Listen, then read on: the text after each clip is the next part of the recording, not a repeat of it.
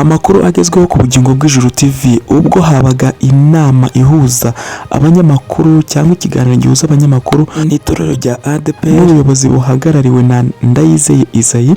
Ubwo bari mu kiganiro, umunyamakuru witwa Pastor Claude ufite igitangazamakuru cyitwa Ikaze yamubajije ibibazo bitandukanye, ariko hari ikibazo yamubajije gitunguranye abantu benshi batunguwe nuko akimubazaho. Ubwo bari mu kiganiro, Pastor Claude yasabye umwanya, yabajije ikibazo cy'uko Vestina batamusezeranyije mu itorero rya ADEPR n'icyatumye batamusezeranya. Reka twumve uko byagenze muri iyo nama ibyabereyemo kugira ngo nawe umenye amakuru agezweho ku Bugingo bw'Ijuru TV. Tugarutse ku gusengera ku bana b'abahanzi bari munsi y'imyaka 18, hari abana b'abakobwa babiri, Vestina na Dorcas, n'abakristo mu itorero rya ADEPR Muhoza, basengeraga muri iryo torero ari abanyeshuri. Nyuma yaho baza kuba abahanzi ku giti cyabo, baza kujya mu maboko y'abantu batari abakristo b'itorero rya ADEPR, batangira kwambara bitandukanye,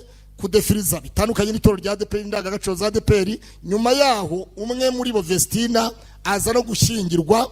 Kwa gushyingirwa bivuga yuko itorero rya ADEPR mwamwimye serivisi zo gushyingirwa bitewe nuko umugabo we ari uwo muri Burkina Faso. Bamwe bati ni umusilamu, abandi bati ntabwo ari umwizera w'itorero rya ADEPR. Ese koko mwabasha kuduha umucyo kuri icyo kibazo? Nicyo cyaba cyaratumye mufata ingamba z'uko umwana uri munsi y'imyaka 18 adakwiriye kuba umuhanzi ku giti kiwe. Ndabashimiye nyakubahwa representa.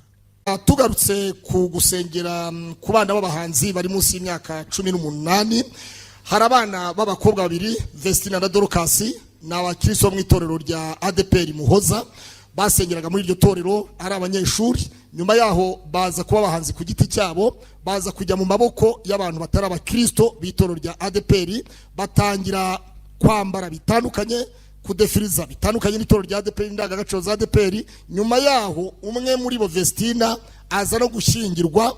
Kwa gushyingirwa bivuga yuko itorero rya ADEPR mwamwimye serivisi zo gushyingirwa bitewe nuko umugabo we ari uwo muri Burkina Faso. Bamwe bati ni umusilamu, abandi bati ntabwo ari umwizera w'itorero rya ADEPR. Ese koko mwabasha kuduha umucyo kuri icyo kibazo? Nicyo cyaba cyaratumye mufata ingamba z'uko umwana uri munsi y'imyaka 18 adakwiriye kuba umuhanzi ku giti kiwe. Ndabashimiye nyakubahwa representa.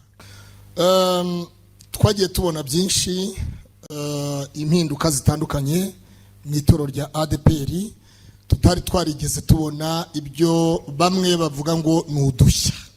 Mwagiye muhanga udushya, turatubona mu myubakire, mu iterambere, mu burezi, mu buvuzi. Giye utanga urugero, nturanye n'ibitaro bya Nyamata, hospital ya ADEPR Nyamata. Mpereye aho ngaho usanga inyubako ya ADEPR Nyamata, ibitaro bya Nyamata birashaje. Abarwayi iyo barwaye cyane cyane ugeze aho bita muri mu ndwara zikomeye, usanga ibirahure byaracomotsemo rwose, byaramanyaguritse, byavuyemo. Hanyuma ukibaza itorero rya ADEPR, ubufatanye bwa leta, akarere ka Bugesera ndetse n'itorero ADEPR, ni iki mukora kugira ngo abarwayi baba baje gushaka ubuzima mu itorero rya munuze mu ivuriro rya ADEPR Nyamata, iyo mbeho ibageraho, amadirishya, ibirahure byarashwanyutse bitakirimo, usanga abarwayi bashyiramo udutenge twabo, bazanye udushuka, ibintu nk'ibyo. Ukibaza itorero rya ADEPR nako ivuriro rya ADEPR ndetse n'ubufatanye bwa leta, kwiyubona kuri fagitire usangaho logo ya leta ndetse n'iya ADEPR. Ugasanga rero dufite slogan ivuga ngo isuku ni isoko y'ubuzima, kandi nibyo ni ukuri koko. Ariko wajya kureba ugasanga ntabwo bijyanye, ibitaro bya Nyamata ntabwo bijyanye n'icyerekezo tugezemo uyu munsi, aho abarwayi usanga bashyira ibitenge mu madirishya, nta birahure birimo. Ubwo hari n'ibindi muzabisuzuma mu gihe muzaba mugezeyo. Icya kabiri, hari abanyamakuru bamwe na bamwe bafite inshingano mu itorero rya ADEPR, bafite ibitangazamakuru bitandukanye. usanga aribo batiza umurindi, ugasanga uwakabaye yubaka urugo rw'iwabo ahubwo ari gutiza umurindi abashobora kurusenya.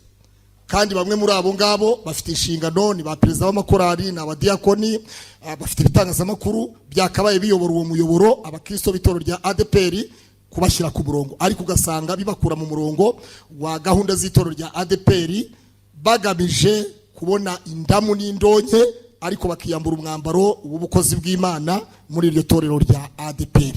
Ese abantu nk'abo iyo mubagezeho cyangwa mubayobora mukabona basenya itorero, bahabwa inshingano mu itorero, mubivuga iki? Agarutse ku banyetorero bagira ibitangazamakuru, kandi ugasanga rimwe na rimwe ibiganiro byabo biba ibyo gusenya kurenza uko byubaka.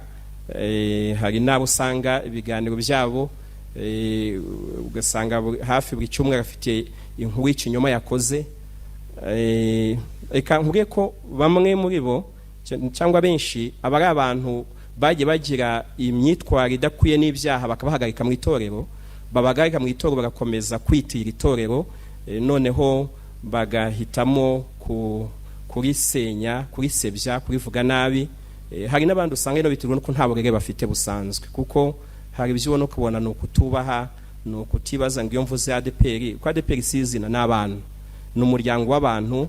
Akwiye kubanza kureba mu maso abantu avuze ari bande, abantu avuze ari bande. Ariko umuntu ugira ubushobozi bwo kureba mu maso abantu agiye kuvuga abafite uburere bwatuma hari ibyo atavuga.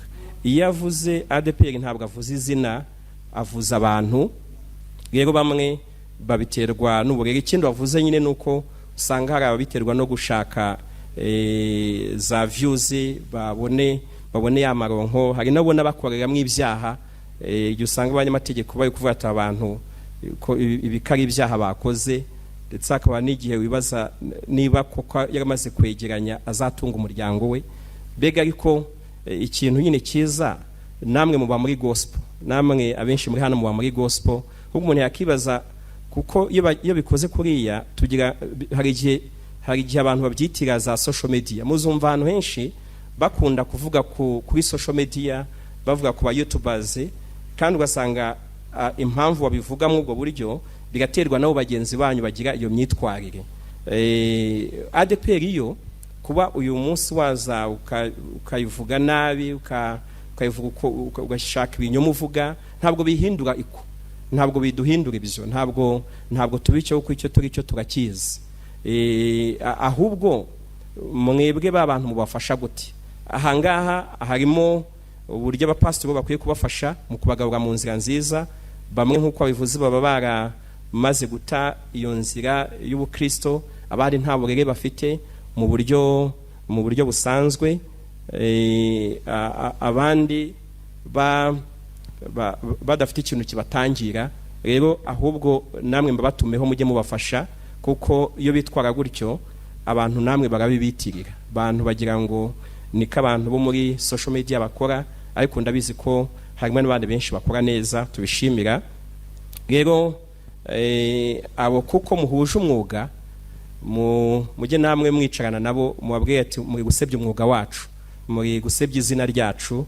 Ahubwo nanjye nari kukubaza ikintu mubakorera, kuko bamwe nta nubwo bakiza no mu rusengero, nta nubwo bakita abapasiteri bahamagaye, ahubwo mwebwe mubamuhurira nyine kuri iyo mihanda. Yego, ubwo rero aba rero mureke ntibakaduteshe umwanya.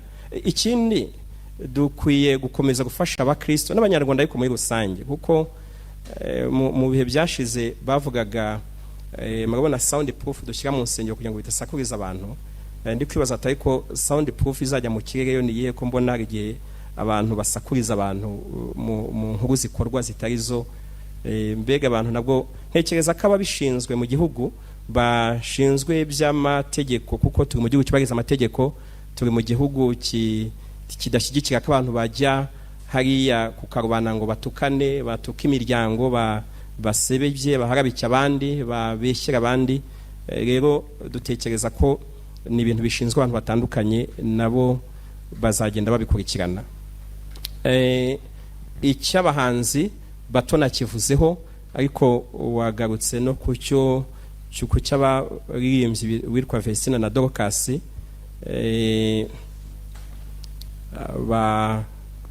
batangiye umurimo mu itorero ryacu muri Murembo rwa Muhoza. Hari icyo babajije cy'umwihariko cy'uwashatse gukora ubukwe Vestina. Mbega ibyo ni ikinyoma. Nigeze numva n'umuntu wita umupastori wabivuze ko mbega akora inkuru yose ibyo yavuze byose yarambeshyeye. Vestina nta nubwo ndahura nawe uvuze ngo yaje mu biro byanjye mbega uretse ko nta nubwo twanga gusezeranya abantu, tubagira inama, tukabaganiriza, dukunda urubyiruko, dukunda umuryango. Umuntu wese wabivuze muri ubwo buryo rero muzabanze mushake muri ko hari n'ikindi kizima ajya avuga. Mbega nimubona umuntu wagiye ku karubanda agakora inkuru y'ikinyoma kandi rwose ashishikaye, muzabanze murebe n'izindi yakoze, murebe ko hari ibindi bizima ajya avuga.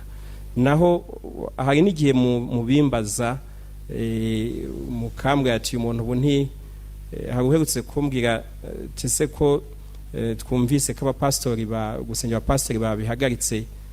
Nibyo noneho uwo muntu wese wabikubwiye hari ibindi bintu ajya avuga ari bizima.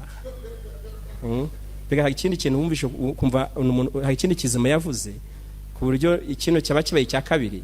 Rero ntimukajye mutinda ku bantu batagira ibintu bizima, ahubwo mujye muhita mwe kuvuga ibizima, kuko hari igihe usanga n'abantu bakurikira izo nkuru z'ibinyoma kuko namwe mutafashe umwanya wo kubwira abantu ibibubaka.